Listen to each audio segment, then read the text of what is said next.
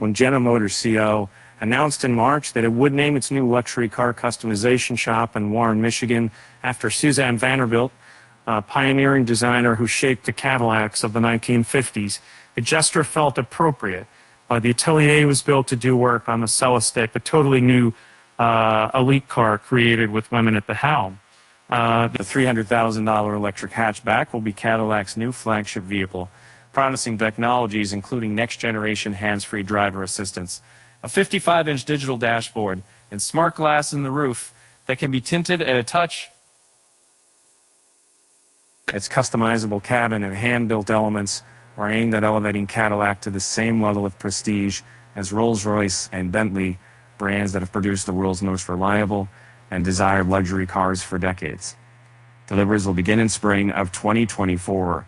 The company says a lot of the appeal for the new car is in its looks and creature comforts, two keys that have been put in the hands of women. Magali de Bellis, sit up in the Celestiq, sea of different women sit up, Abyssive Connect, and especially in Mission, the lighting designer, Candace Willick.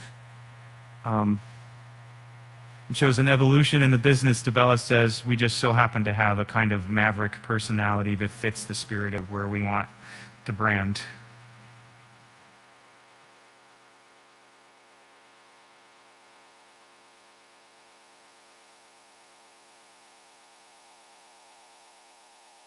Detroit has an awkward history of making cars marketed to women. At the turn of the 20th century, when more than 25% of all autos ran on electricity, a brand that extolled the benefits of a battery-powered motor for female drivers. Anderson Electric Car Co. urged men to buy its machine for your bride-to-be or your bride of many Junes ago. Hope Manufacturing Corporate and Detroit Electric advertised four-wheeled wares for women who love noiseless, odorless, clean, and stylish design. Men, of course, conceived and designed the electric vehicles. After a few years, the internal combustion engine became the dominant power source for these horseless carriages, preferred for its superior driving range and power-to-weight ratio. By 1955, Dodge rolled out with Fenn a version of the custom Royal Lancer, which came in rose and white with a matching pink rain cape handbag, compact, and eye lipstick. The company discontinued it after 2 years of low sales. About the same time, GM formed an industrial design group called the Damsels of Design. Vanderbilt was a member. Despite the demeaning title and lack of executive support, the team introduced major improvements to consumer cars. The first retractable seat belt, glove boxes, and light-up mirrors. GM disbanded the group by 1960. Women in the industry today remain scarce. Even as Cars.com data reports, they account for 62% of new car buyers. Women hold roughly a quarter of jobs in the automotive and vehicle equipment manufacturing industries, according to Catalyst, a nonprofit that helps build workplaces friendly to women. The rate is less than 17% in executive-level roles. Men still dominate, says Michelle Krabs, an executive analyst at Cox Automotive, Inc. GM has been a standout. In 2014, it appointed Mary Barra as chief executive officer. She is the first and only woman to hold the top position at its major automaker. Insiders say Barra has set a tone of inclusion within the organization. It started with simple changes such as converting GM's famously restrictive dress code into a two-word policy more in sync with this century: dress appropriately. I worked for GM before Mary and saw that culture, which was a typical automotive culture, a man's world. Says Steve Janice, an executive vice president at Newsnet, an effective governor, industry consultant for more than 30 years. The choose there has really been incredible. It emanates from Mary on 64 7 degrees out the seats. Hold on, grab this side. I denied, and I had the Barra and that customer has the seats with Hard Enterprise Cal. Joanne Kervozrite, CEO of Tensive Mistral Design Director, and also attracts a lot of talent.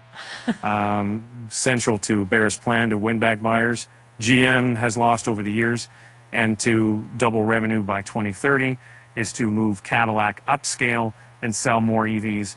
Now in June 2022, after a decade of cartoonish renderings of concepts, installed prototypes, Bear said that GM would invest $81 million to prepare the company's global technical center to campus, which includes the new Vanderbilt shop to build the Celestiq. This is our breakout year because of the products we have.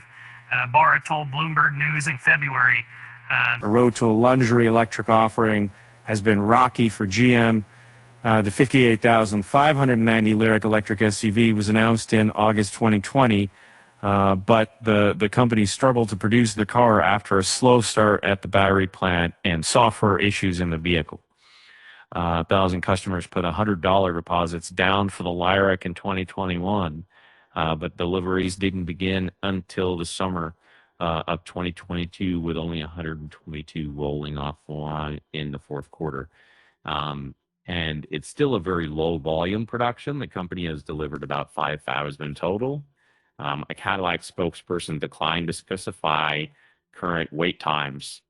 The K-Public Celestiq is significantly more high-end, complex, and integral to brand perception, so the pressure is even higher. Those who can afford to pay more than 5 times U.S. median annual income for a new car don't gladly hand out second chances. At this level, there can be no compromise.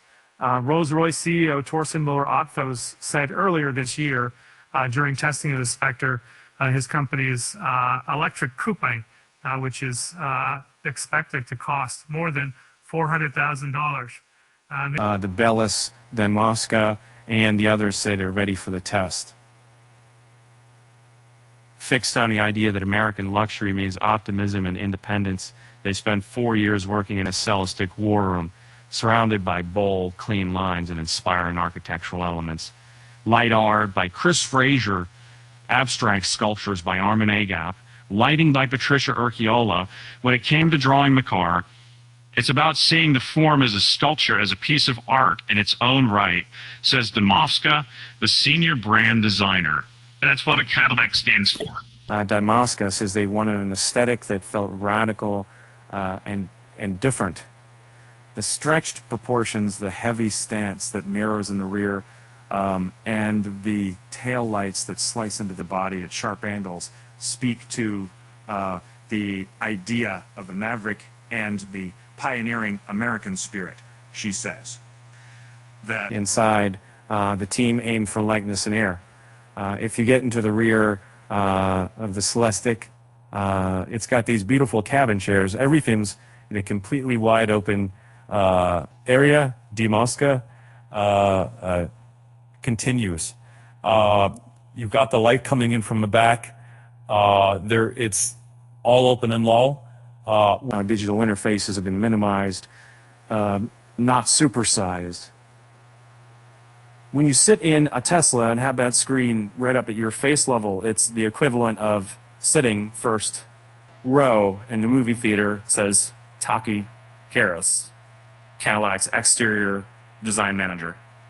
We're trying to make sure the technology is there when you want it, and otherwise it disappears. The new Vanderbilt shop is a 30,000 square foot space where clients will be able to add personal touches to make the 4-door, 4-seat, 18-foot-long car feel like their own.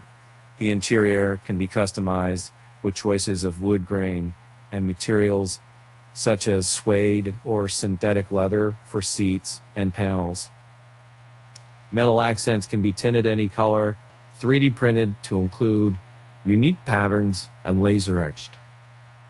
Clients can bring wood from their property to be used for the dashboard, for instance, or have a family pressed wood inside.